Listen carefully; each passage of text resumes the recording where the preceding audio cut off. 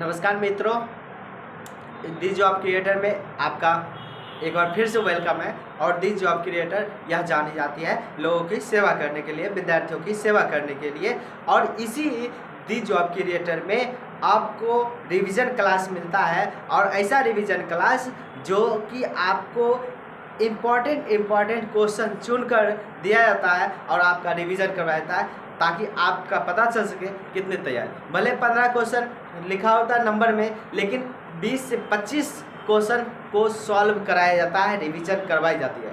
आज उसी की कड़ी में हम लोग फिर से उपस्थित हो चुके हैं, और यह सभी सवालों को हम देखेंगे किस तरह का सवाल है और इसका जवाब कैसा है ये देखेंगे, जो कि हर एक सब्जेक्ट से रिलेटेड लगभग रहता है।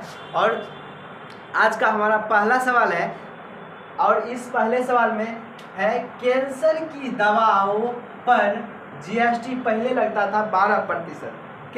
कैंसर की दवाओं पर पहले जीएसटी लगता था 12%, जो कि घटाकर अब किया गया मात्र 5%।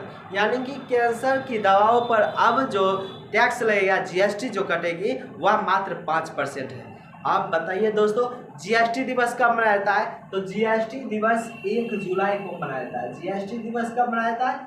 1 जुलाई को मनाया जाता है। और भारत में संभवतः जीएसटी 1 जुलाई 2017 को आई थी, या और 101वां संविधान संशोधन के तहत यहाँ पर लागू किया गया था।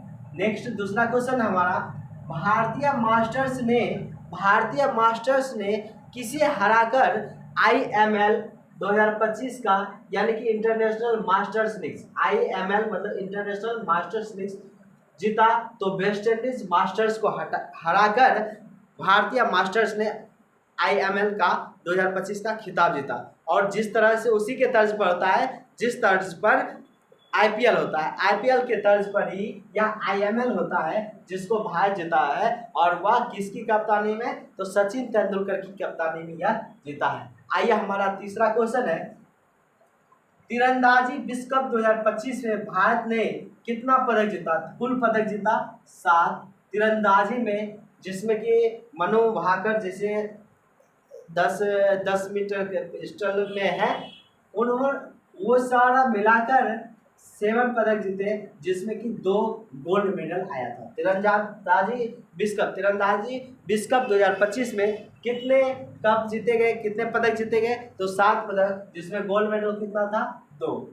हमारा आज का नेक्स्ट क्वेश्चन है, 14 साल के वैभव सूर्यवंशी IPL इतिहास में सबसे तेज शतक लगाने वाले दूसरे बल्लेबाज बन गए। IPL इतिहास में सबसे तेज, वो भी सबसे कम उम्र में, मात्र 14 साल की उम्र में यह 35 गेंदों पर शतक लगाया था। और ऐसा करने वाला यह दूसरा बल्लेबाज बन गया वैभव सूर्यवंशी, जिसका संबंध बिहार के समस्तीपुर से है। हमारा आज का नेक्स्ट क्वेश्चन है, दक्षिण कोरिया में राष्ट्रीय अंतरिक्ष एजेंसी, जिसका नाम रखा गया कासा, कासा कहाँ मिलेगा आपको? तो दक्षिण कोरिया में मिलेगा। कासा कहाँ मिलेगा?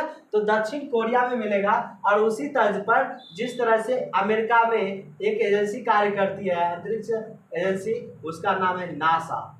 इंडिया में अमेरिका वाले अंतरिक्ष एजेंसी का नाम है नासा, वहीं दक्षिण कोरिया वाले अंतरिक्ष एजेंसी का नाम है कासा। और हमारे भारत का अंतरिक्ष एजेंसी का नाम है इसरो।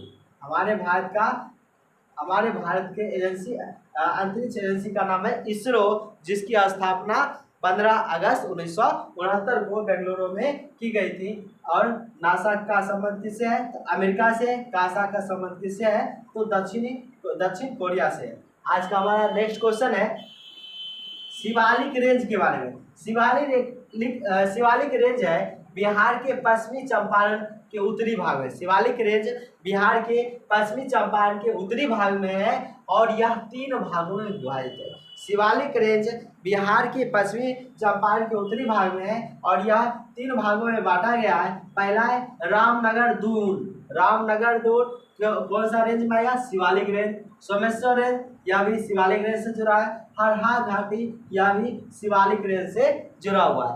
हमारा आज का नेक्स्ट क्वेश्चन है 7 नंबर क्वेश्चन, किसान क्रेडिट कार्ड यानी कि जिसे कहा जाता है KCC, किसान क्रेडिट कार्ड की शुरुआत कब की गई थी? तो अगस्त 1998 में की गई थी किसान क्रेडिट कार्ड, ताकि किसानों की मदद हो सके, उसको ऋण मुहैया कराई जा सके। और यह आरवी गुप्ता समिति के द्वारा सिफारिश करने पर किसान क्रेडिट योजना लागू की गई थी। आज का हमारा नेक्स्ट क्वेश्चन है उत्तर प्रदेश का, उत्तर प्रदेश के अयोध्या हवाई अड्डे का नाम, उत्तर प्रदेश के हवाई अड्डे का नाम रखा गया महर्षि वाल्मीकि अंतर्राष्ट्रीय हवाई अड्डा अयोध्या धाम। महर्षि वाल्मीकि अंतर्राष्ट्रीय हवाई अड्डा अयोध्या धाम, यह भारत के उत्तर प्रदेश में जो स्थित है अयोध्या हवाई अड्डा, उसका नाम रखा क्या गया है? महर्षि वाल्मीकि अंतर्राष्ट्रीय हवाई अड्डा अयोध्या धाम, इसका पूरा नाम रखा गया, जो कि कहाँ पर स्थित है? तो अयोध्या में ही स्थित है। हाँ, और दोस्तों आपको एक बात बताना चाहिए, कल आपको हमने जो वीडियो प्रोवाइड करवाया था शायद डे 12 का, उसमें थोड़ा सा जीवा टंग की वजह से मिस्टेक हो गया था, हम इसके लिए माफ़ी मांगना चाहेंगे। कि उसमें यह था कि मध्य प्रदेश देश नहीं बल्कि राज्य है, जो कि क्षेत्रफल की दृष्टि से राजस्थान के बाद उसका दूसरा स्थान आता है। वहीं पर बिहार के बारे में बताया था, बिहार जनसंख्या की दृष्टि से तीसरे स्थान पर आता है, क्षेत्रफल की दृष्टि से नहीं। पहले स्थान पर जनसंख्या में उत्तर प्रदेश है, और उसके बाद फिर महाराष्ट्र है, और तब जाकर यह बिहार आती है। तो वह थोड़ा सा मिस्टेक माफ कर दीजिएगा। और वह मतलब एक बार उसमें बोला गया सही बोला गया, दूसरी बार बोलते समय थोड़ा सा मतलब कुछ और बोला गया है, तो उसको थोड़ा ध्यान रख लीजिएगा। हम उसको सही नहीं कर सके, देख नहीं पाए, तो इसलिए याद रहा, बता दिए। चलिए फिलहाल हम लोग अगले नेक्स्ट क्वेश्चन में चलते हैं, और उस वीडियो के डिस्क्रिप्शन में हमने वह लिख दिया है कहाँ क्या गड़बड़ी है। नेक्स्ट क्वेश्चन 9 नंबर है, ऋग्वेद में कितने मंडल हैं? ऋग्वेद में 10 मंडल है। ऋग्वेद में कितने मंडल हैं? 10 मंडल है, और इसके तीसरे मंडल में गायत्री मंत्र है।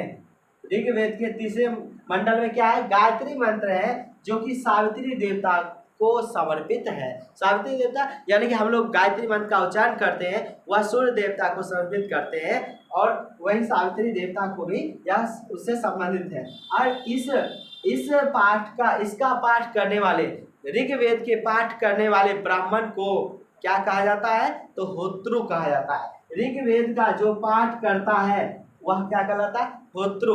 ब्राह्मण का मतलब वो नहीं, ब्राह्मण जाति से नहीं, बल्कि ब्राह्मण का मतलब वो जो जिसके कार्य में ना ठंडी ना गर्मी ना शीत ना गर्मी ना सुख समृद्धि दुख सुख कोई बाधा नहीं डालती हो, जो सभी कर्मों के योग्य हो, जो मनुष्य के सभी उपायों को जानता हो, जो हर एक कर्मों के योग्य हो, वैसा व्यक्ति ही ब्राह्मण पंडित कहलाता है। और जिसको किसी लोभ की लालसा ना हो, कोई ऐसा उसको लोभ जैसा रोग ना हो, वही व्यक्ति जो है वह ब्राह्मण होता है। यानी कि ऋग्वेद का जो पाठ करेगा वह क्या कहलाएगा? होत्रु कहलाता है। आज का हमारा नेक्स्ट क्वेश्चन है, एक्स किरण की खोज किसने की? तो रोएंटजन ने की।